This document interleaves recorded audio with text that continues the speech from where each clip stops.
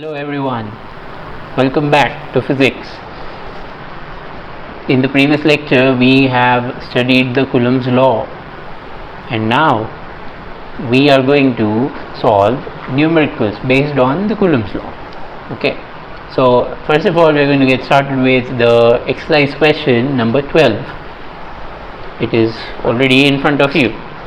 Okay, so let's see what the question is. It says that there are two insulated copper spheres A and B and have their centers separated by a distance of 50 centimeters. So let me just draw a little diagram here. Okay, one copper sphere, here's one more, two copper spheres, both are separated by a distance.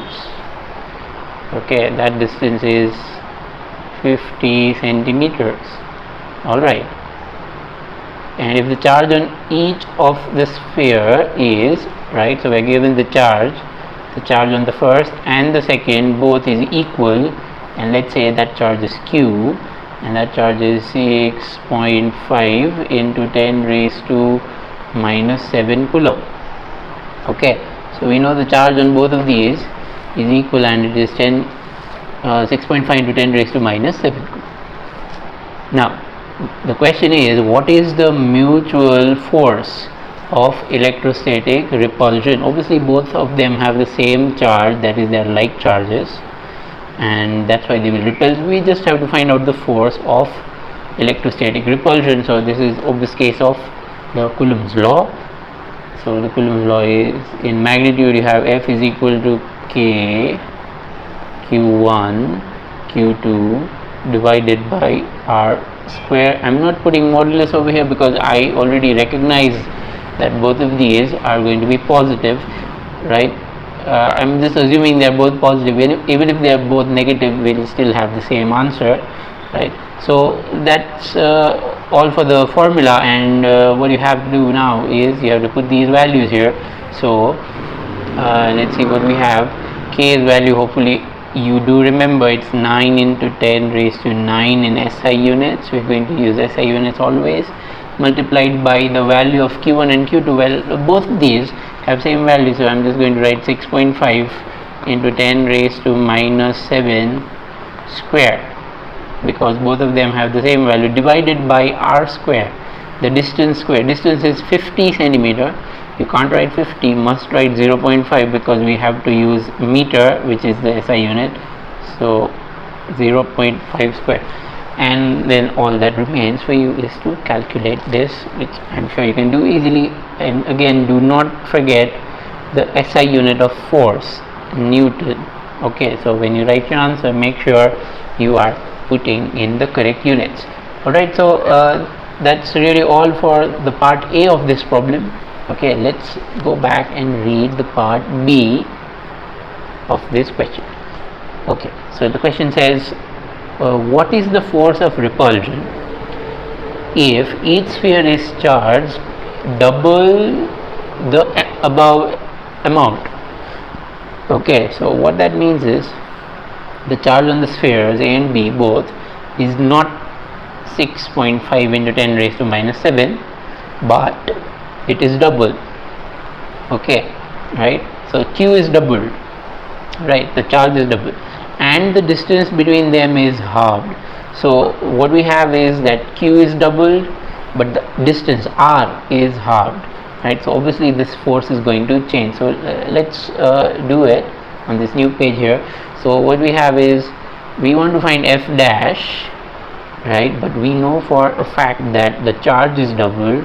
So when I try to write its expression, F dash is going to be K into, well, I now have 2Q into 2Q, because this time the charges are both doubled and the distance is halved. So it's not R anymore, but R by 2, correct? So what we have is, now I have to write R by 2 whole square in the denominator.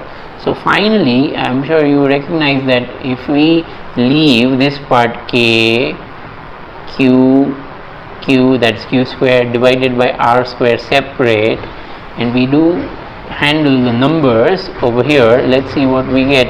I'm going to get 1 upon 4 here. Okay, and I'm going to get a 4 in the numerator as well, because I'm multiplying 2 with 2. So ultimately this is going to give us 16, right? So the final answer is going to be that the force F dash is going to be 16 times the old force F, right? Because of the fact that charges are both doubled and the distance is halved. So this is what we have for this problem. As you can see, the effect is not linear. Again, if you want to do it with proportionality, you could easily handle it with proportionality as well. Let me just do it over here very shortly.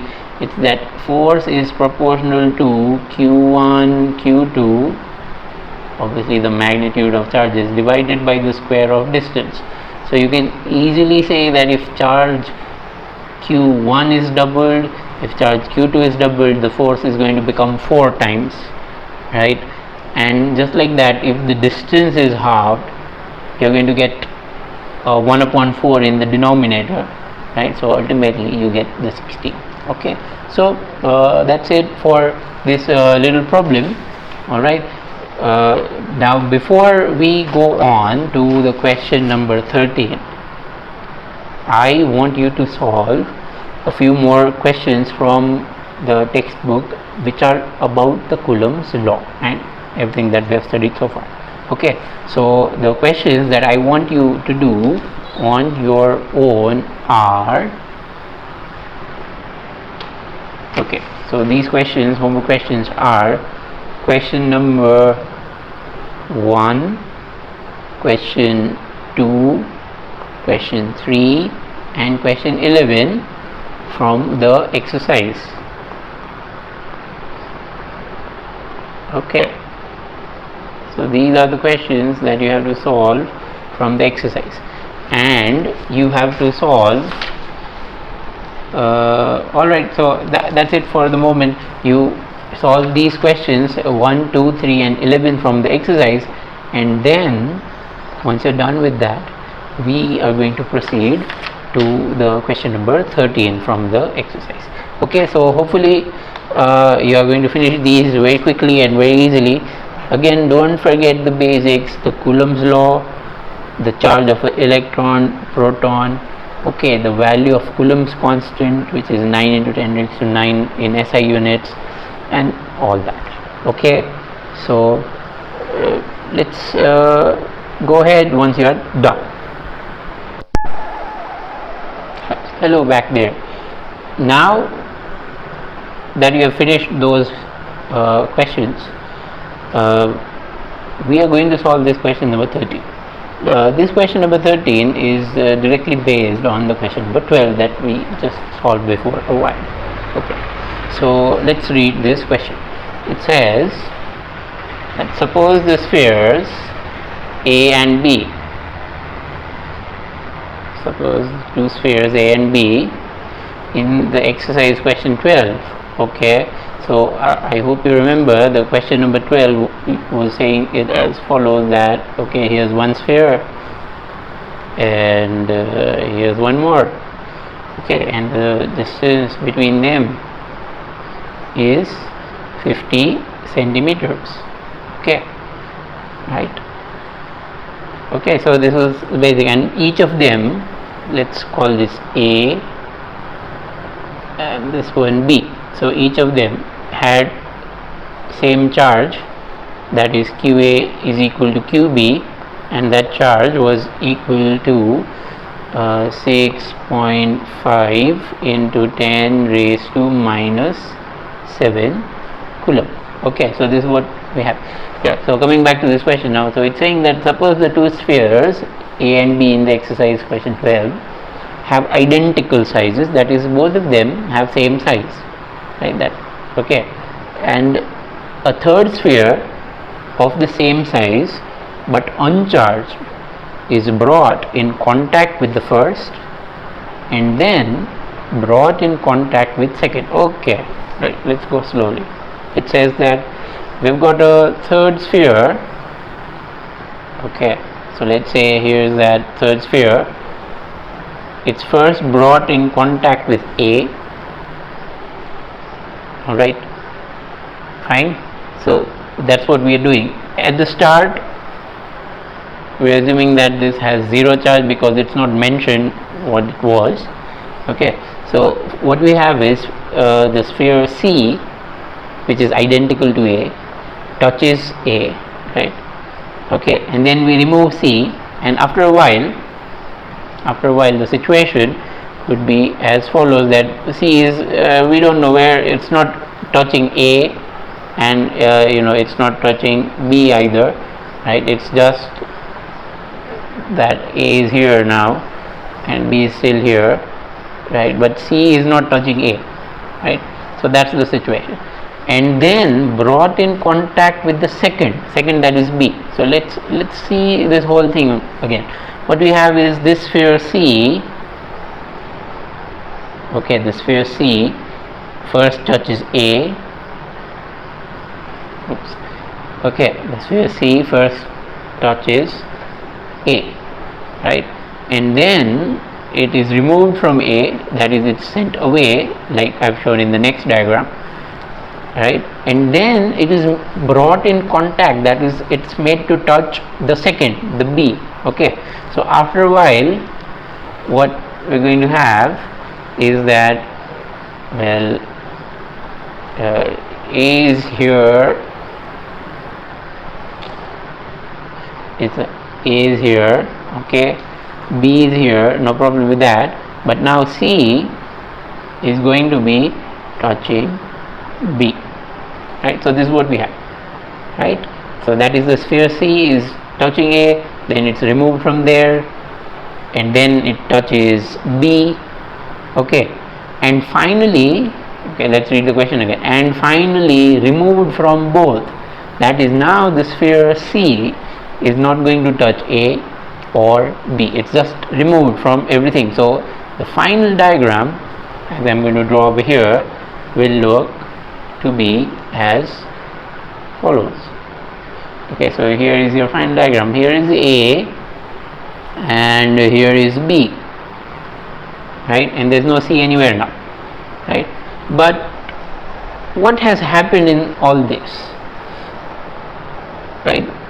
The thing is, when C touches A, because both of them are metal spheres, they will share charge, that is, charges will be distributed, right? Some of the charge will flow from A to C or C to A or something like that would happen, fine, okay. And then when C, which now would already be charged, will touch B, again the charges would move from B to C, C to B, as the case may be.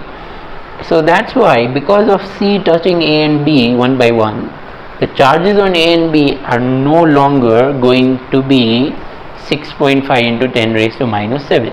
They won't be the same. It would have changed, right? So that's what we are going to find out now. What will be the charge, right? Okay, so let's see what's the final aim of the question. The question says we have to find out what is the new force between A and B. We have to find what is the new force of repulsion between A and B. Well, see, if you want to find force of repulsion between such two small spheres which are point-like, what law should you use? Correct, you should use the Coulomb's law. So we are going to use the Coulomb's law, right? And using the Coulomb's law, F is equal to K Q1 Q2 by R square, or here F is equal to K QA QB by R square. So all we need to know is the charge, right? So like I said, the final thing to do in this process is to find the force between A and B. So that can easily be accomplished by using this formula, that F is equal to K QA QB by R square, only with the problem, only with the caveat that QA is no longer 6.5 into 10 raised to minus 7.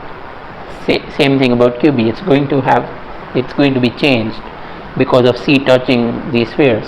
So let's write QA dash QB dash. Okay, so now we know that these charges are different. We are going to find out, and once we find out what are these charges, we can simply put these values in this equation. F is equal to K QA dash QB dash by R square, and we are done. We can get the answer easily. Alright, okay, so let's find out the charges first of all. When A and C touch each other, that is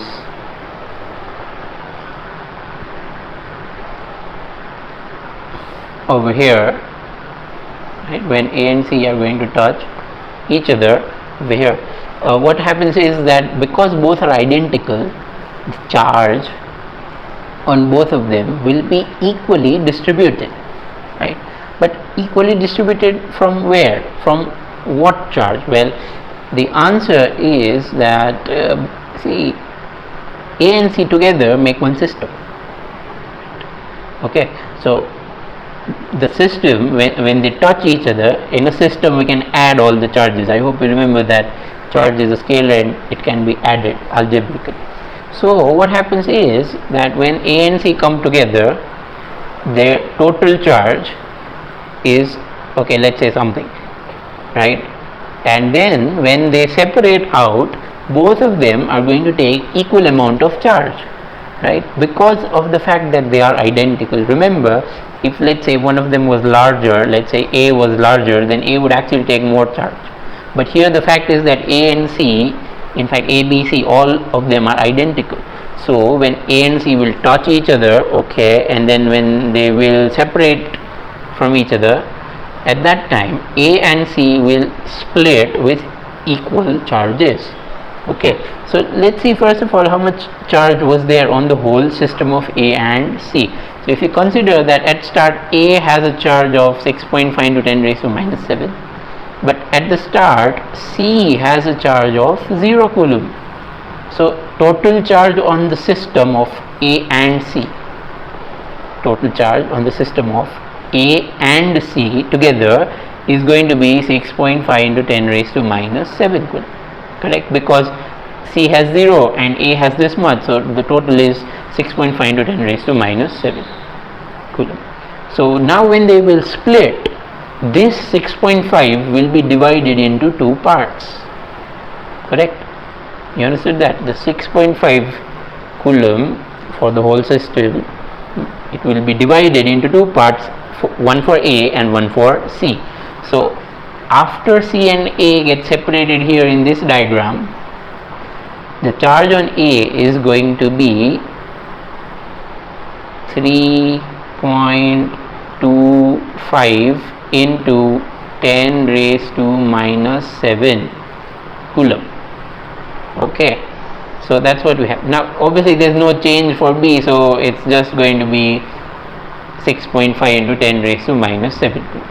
Okay, now we are going to use a similar procedure for the second step, wherein C touches B. Okay, so let's see what we have for that. Let's see what we have for that case, right? So let me just write one thing over here. In this situation, the charge on C was already 3.25 into 10 raised to minus 7 coulomb, because of the fact that when A and C were joined or connected and then they were separated, each of them took equal charge because they are identical. Correct, so because A took this much charge, 3.25 into 10 raised to minus 7 coulomb, so C also took the same charge.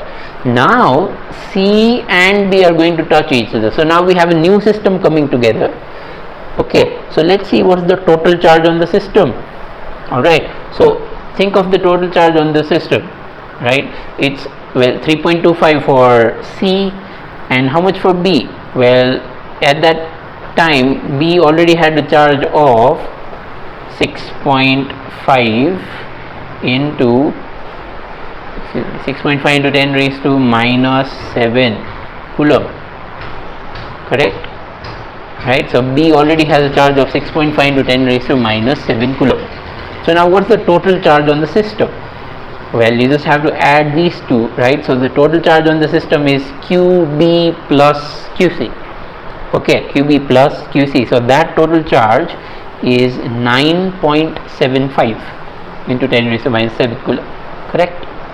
Okay, so now the total charge is 9.75, that is QB plus QC. Now that charge is going to be split into half again when B and C are separated. Correct? See, it's the same principle used again. Like A and C, two spheres. C has 0 charge. A has 6.5 into 10 raised to minus 7 Coulomb. They come together, so total charge is same 6.5 into 10 raised to minus 7 Coulomb. And then when they get separated, because they are identical, each of them gets equal charge. That is half, 3.25 into 10 raised to minus 7 for A and 3.25 into 10 raised to minus 7 for C. And now this C is going and touching another sphere, right? So now again the total charge is added. Okay, that is 9.75 into 10 raised to minus 7. And now when we split them, the total charge is going to be half on each of them. That is, half goes to B and half goes to C. So now the total charge on B in this final step, in this final situation, the total charge on B should be 9.75 divided by 2. Again, total charge divided by half, divided by 2, that is. Okay, so into 10 raised to minus 7 Coulomb.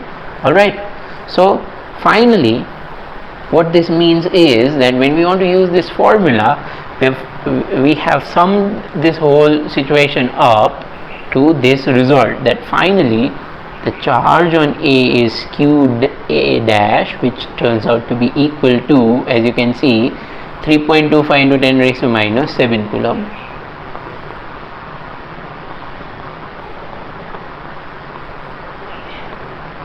Okay, and the charge on B finally turns out to be 9.75 divided by 2, that is 4.875 into 10 raised to minus 7. Okay, alright, so let me just confirm that again. It is 4.87. Yeah. Okay. So that's the charge on A and B. So finally, these are the charges on A and B, and now all we have to do is we have to put all these values in the force formula for the Coulomb's law, right? Because the question says what's the force of repulsion between these two spheres after doing all this complicated procedure of C touching A and then touching B and then removed and all that. Okay, so I am sure you can do the last step on your own, that is plugging these values into the Coulomb's law and finding out the final answer. Okay, so again the procedure was that to find the force between these two charges, we need to know the magnitude of the charge. And the idea is that when metal spheres or metal objects touch each other, because they are conductors, they are going to share their charges or distribute their charges, right? So the rule is that the total charge, okay, the total charge of two objects gets distributed in half amongst identical objects. Remember, the key word is identical. In second chapter we are going to study similar cases or situations where the two objects are not identical. Okay, in that case generally the larger one will get a bigger charge, but we'll see all that in detail in second chapter, right? So for now you just have to understand that two objects come together, their total charge is the charge of the whole system, and because they are identical, when they will split, each of those will take half of the charge. Alright, so that's the concept behind this problem. Okay, and now I'd like you to solve the question number example 1.5 from the textbook. Okay, example 1.5 from the textbook. So make sure you complete that problem. Alright, so now we are going over to the next topic. I hope you have solved the example 1.5 and now are ready to begin with our next topic. The name of this topic is Superposition Principle. It's a very simple topic. We have heard this term so many times earlier. Okay, here again it is something about addition of forces. Okay, so let's see what this is. Now, to explain what the superposition principle is, we are going to take help of this little system where there are 3-point charges. Okay, so these 3-point charges, you can clearly see these 3-point charges on the screen over here.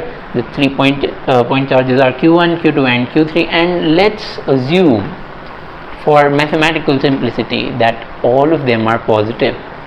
Okay, so that will keep the expressions very neat and clean, right, without the use of negative signs or anything else, right. So first of all, let's say that all of them, they're positive, right, so they're all going to repel each other, right. Now the question that will arise in the mind is that Coulomb's law is valid for the force that acts between 2-point charges, that is, for example, force applied on the charge 1 by the charge 2 can be given by this equation, that K Q1 Q2 divided by R12 square and the direction R12 hat. Okay, so that's what we know. So that's about interaction or forces between two positive charges, or 2-point charges rather, maybe negative also, no problem. Yeah, so this situation here is slightly different. Here charge 1, that's Q1, okay, Q1 will not just get a force from the charge 2, but there is also a charge 3. Alright, so what we have is the charge 1 is going to experience forces from more than one charge. So not just the second charge, not just Q2, but also Q3. So under such conditions, in such a situation, what happens to the forces, right? That is what superposition principle is, right? Now the superposition principle in a very simple manner says that the presence of a third charge has no effect on the mutual forces of the two charges, right? What I mean to say is, if I take this example, just because there is a Q3, the force acting between 1 and 2, okay, that is whether F12 vector or F21 vector, right? So because of the presence of the third charge Q3, the force acting between 1 and 2, that is F12 vector or F21 vector, has no effect, right? That is whether Q3 is present or not, the value of F12 vector will remain the same as I have written over here. Okay, correct? So that's the basic idea about the superposition principle. Now that means if I want to find how much is the net force on Q1, okay, so what's the net force on Q1? Well, using the superposition principle sentence or the concept of superposition, the idea is that if you want to find the force on charge 1, then you can say that charge 2 will apply force on charge 1 and the charge 3 will apply force on charge 1. So what we have is F13 vector, and simply the net force on the charge Q1 is going to be F1 vector, which is F12 vector plus F13 vector. Remember, this is a vector addition. Again, it's that there are two forces acting on the charge 1, right? There are two forces acting on the charge 1. One of them is F12 vector, which is due to the second charge Q2, and the other one is F13 vector due to the third charge Q3. Now, like I said earlier, just because Q3 is there is going to be no change in F12 vector, right? There is mutual force between 1 and 2. It's not affected by the presence of the third Q3 charge. Okay, so that's why here in F12 vector, I'm just going to simplify F12 vector. It's going to be K Q1 Q2, right, divided by R12 square, and then the direction R12 hat, correct, and plus F13 vector now. Okay, so F13 vector is, again using Coulomb's law. See, the second charge does not affect the force between 1 and 3, right, because this is 1 and 3. Charge number 2, Q2, plays no role in it, absolutely no role. That's what superposition principle says. So now what we have is Q1 Q3. I hope you understood why Q3, because it's a force between charges 1 and 3, divided by R13 square. Okay, that's the magnitude, and then the direction, unit vector in direction of 1 from 3, so into R13 hat, right? So this is going to give you the net force acting on the first charge. Okay, so you can clearly see that what we have done is we have taken individual forces, right? What do I mean? I'll go back to the diagram to explain it. So let's say I want to find the force on the charge Q1 acting due to this whole system. So okay, I want to find the force acting on Q1. So what am I going to do? I'm going to find the force between Q1 and Q2 first. Alright, done. That's F12 vector. And then I'm going to find the force between Q1 and Q3. Alright, so that is F13 vector. And now I'm going to do a vector addition of these two forces. Remember, vector addition. Okay, so again, the strategy or the principle, the concept is that if you want to find force on one charge, you just find the force on that charge due to the other charges. Alright, and then you find out the vector addition of these individual forces. So that gives you the net force acting on this charge Q1. Okay, well, you can actually do a bit of simplification over here to this expression. You can see that clearly Q1 is common and K is common in this whole expression. So let's say K is common and Q1 is common. Okay, and now what we have is we have Q2 divided by R12 square. Okay, and then you have R12 hat plus, again K is common, Q1 is common, so you have Q3 divided by R13 squared, right, and direction R13 hat. And now when we are done with that, I'm going to complete the bracket here. So you can see that the force acting on the charge 1 can also be written in this form. Now you could notice that here we have done it for just a system of just 3 charges, right? What if there would be 4, Q1, Q2, Q3 and Q4?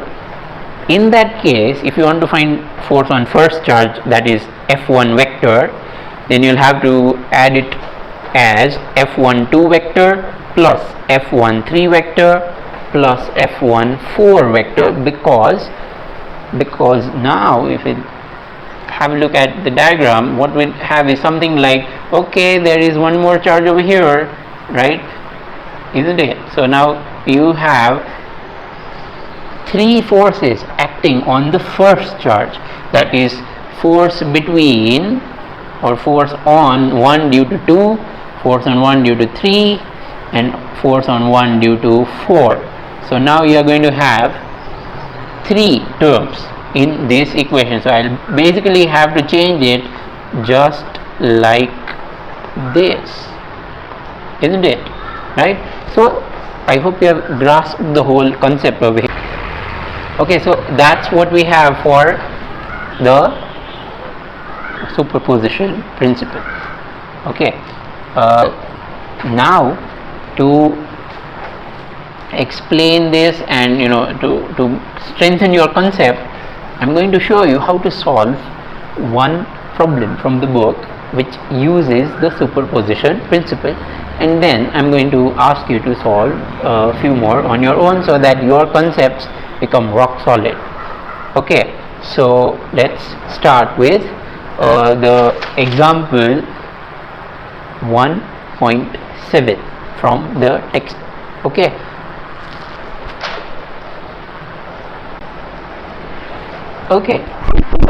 now we all are going to solve this example number 1.7, which is a very basic and very illustrative question to understand the superposition principle.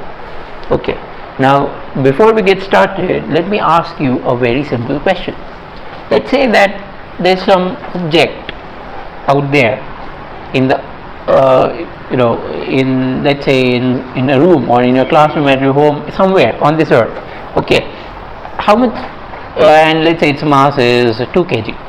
Okay, so what's the gravitational force acting on that object inside your house or in your classroom if we take g's value to be 10 meter per second square? Again, I'm saying that the mass of the object is 2 kg and we are taking g's value to be 10 meter per second square. How much force is acting due to earth on that object? I'm sure you would have calculated that force to be F is equal to mg, which is 20 Newton, 2 into 10. Alright, so fine.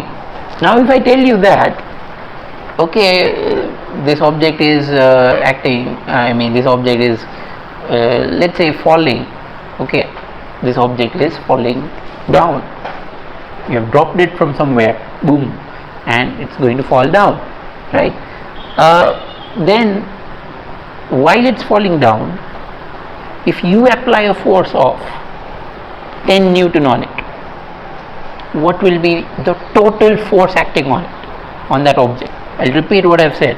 There is an object which is falling down, you have dropped it. Okay, so the earth is obviously applying a force of 20 Newton on it, and while it is falling down, you apply a force of 10 Newton with your hand on it while it's falling down.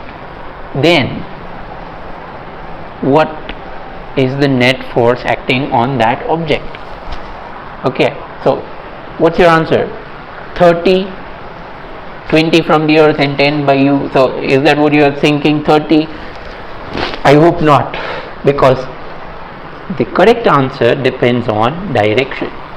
So it's possible that you are applying a force in opposite direction. Earth is applying force downwards and you are applying a force on that object upwards. So then you are going to have 20 and minus 10. So only 10 Newton force. But if you are applying the force in the downward direction on that object, then the net force on that object becomes suddenly 30 Newton.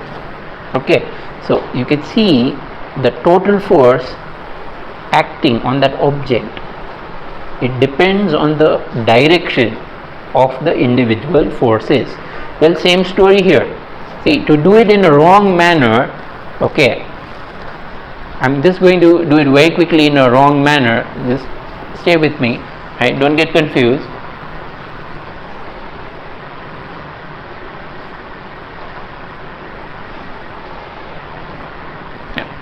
So let's say that we want to find out the force acting on B. Okay, the question says you have to find the force on each charge, right? I hope you have read the question.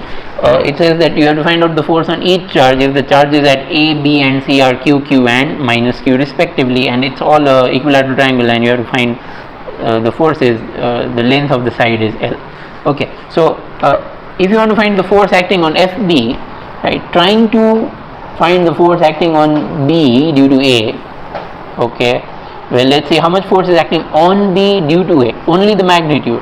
I'll say, well, it's K Q1, Q2. So first charge is B, second charge is A, both have the same magnitude, so Q square, correct, divided by the distance between them, which is, well, L square. Alright, very good. And now let's find out the magnitude of the force on B due to C. Okay, so let's go back to the diagram again. Magnitude of force on B due to C. Again the same formula, K Q1 Q2 by R square, but you have to understand we want to find out magnitude.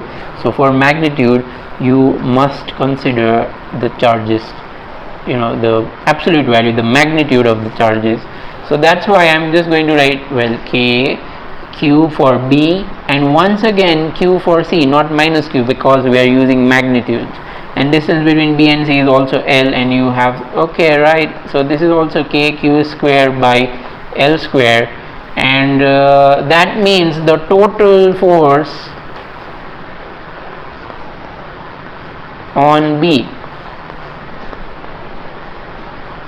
the total force on B is obviously FB, and well, we have found out the two forces that are acting on B, one due to A, one due to C, and now we have the total force as 2KQ square by L square. 2KQ square by L square, right? That simple? No, this is completely wrong. The biggest mistake over here is that we have taken the forces to be scalars. The truth is the forces have a direction. So remember, whenever you have multiple charges in a system and you have to find out the force acting on one charge or acting on any other object, they are all going to apply individual forces. The forces are vectors. When you use superposition principle, you have to be careful that forces have direction, and you can't simply find out these magnitudes and add them and get the answer. No, this is rubbish. Okay, so please be very careful. Alright, so now let's do it the right way. Okay, now that we are clear that you can't add magnitudes of forces because force is a vector, right? So make sure you don't fall into this trap. It's a very, very common mistake. Okay, I've seen hundreds of students do that. So please be very careful. Do not add magnitudes of forces, right? Especially when you're using the superposition principle, you have to be very careful. Okay, now that we know what's the wrong way to do it, let's go to the right way to solve this problem. Okay, so like I said, the basic idea is that we have to be careful about direction. Okay, if you take care of the direction, the rest is very simple. Okay, so the magnitudes that we have found, that is, I'm talking about this FBA, I'm talking about this FBA and FBC, the magnitudes are correct. Okay, so we don't need to change those. There's nothing wrong with those.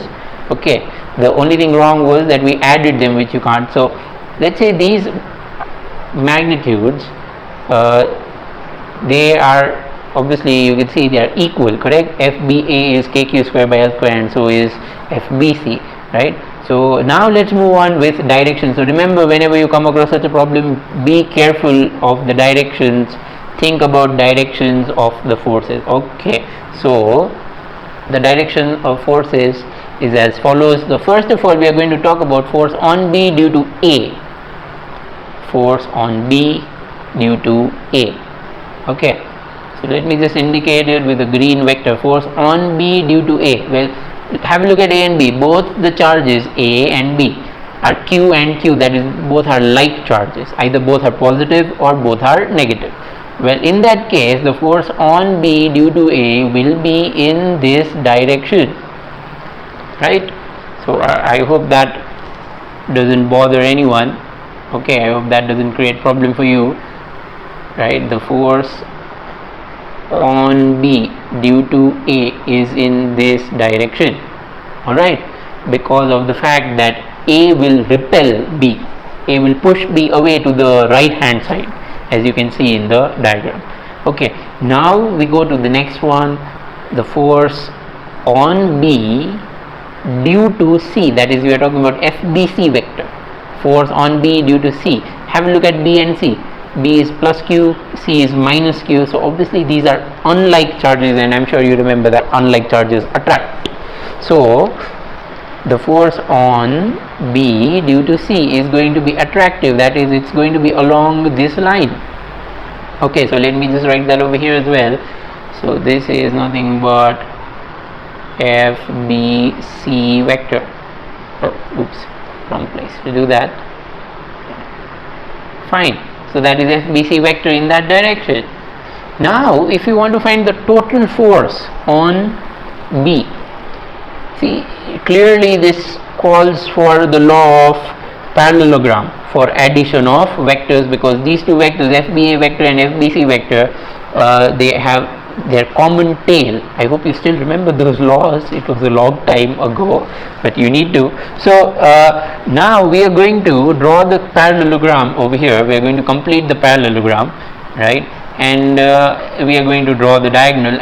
Okay, so let me just do it very quickly. Okay, so let's say this way and somewhere over here. All right, roughly, and that means the net force on B, that means the net force on B is going to be in this direction. So let me just write it over here. So this is FB vector. Okay,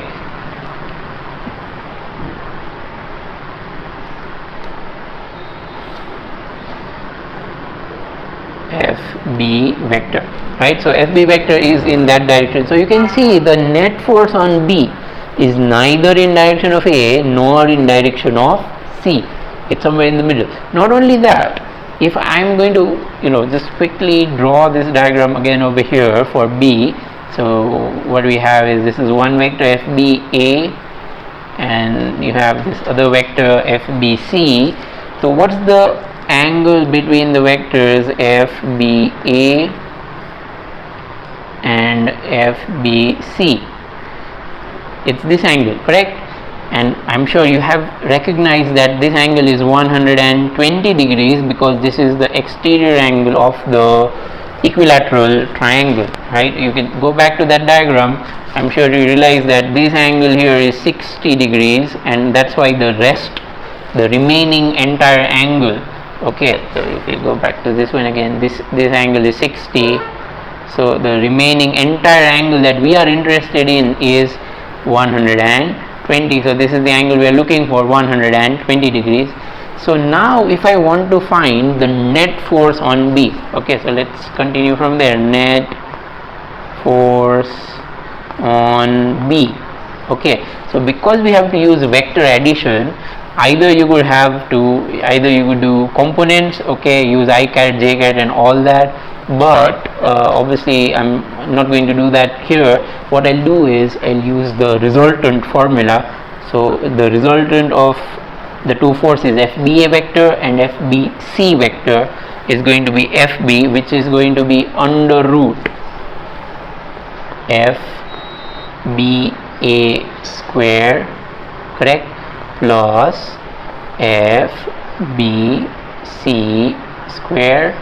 Alright, I hope you still remember the whole formula, plus 2FBA into FBC into cos, excuse me for the bad handwriting, into cos of, and what do we have, the angle between FBA and FBC, like we found out here, is 120 degrees. So finally we are going to put all the values that we know, right? Now for the time being, what I'm going to do is I'm going to write this as F and this, I mean, like, let's write both of these as F1 in magnitude, because you can see their magnitudes are equal, right? Both the magnitudes are kq square by L square, right? So I'm going to write F1 for both of those. So now if I use that here, if I'm going to use it over here, we have, this is going to be equal to under root F1 square plus f1 square plus 2f1 square, because it's f1 into f1, into cos 120 is minus 1 by 2. I hope you still remember these values. Okay, so now we are going to simplify this, and obviously you do realize that upon simplification this will become square root of only f1 square, right, or just that it would be only f1. Okay, so that is f1 in magnitude, right? So f1 in magnitude means it's going to be k q square.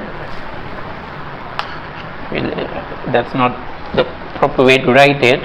Let me just write it over here. So this is going to be k q square by l square, correct? So that's the magnitude of the force that is acting on B. So the net force acting on B has this magnitude. So that's our final answer. Okay, and what direction? Well, so for explaining or illustrating what direction, you have to draw this diagram over here, right, and say that it is at it is at 60 degrees from the line joining A point to B point, right? What I have said is that it is, this force is at 60 degree from this line. Okay, right? Again, the force FB is 60 degree from here, right? Okay, so that is how you can find out the force acting on B, right? Now I chose B because I thought it's a good way to explain it all, right? Now you still have to find out the force acting on A and the force acting on C. So that I'm leaving it to you so that you can practice the superposition principle and learn these skills, especially the problem solving skill. Okay, so that's all for you to do about this problem, right? Now to get more practice for superposition principle, I want you to solve example 1.6 and exercise question 1.6 from the textbook. Okay, please ensure that you do it without fail, right? And once you are done with these questions, I want you to solve 3 extra problems that I have chosen for you.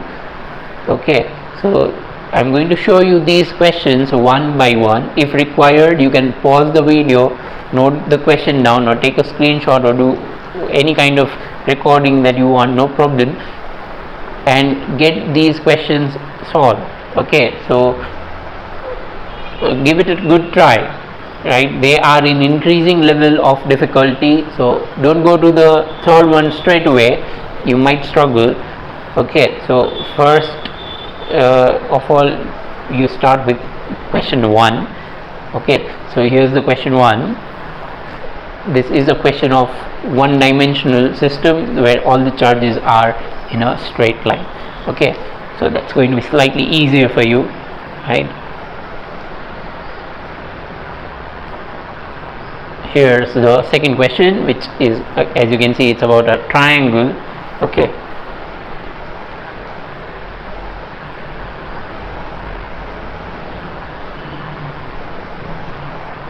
and here's the last one for superposition principle. Okay, so please make sure that you try these questions on your own and complete all your assigned problems today itself.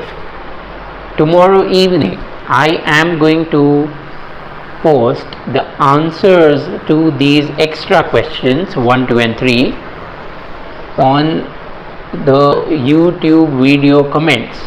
Okay, so please ensure that you complete it by tomorrow evening so that you can verify whether your calculations and your answer is correct or not.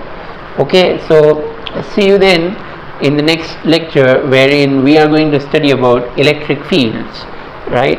So goodbye.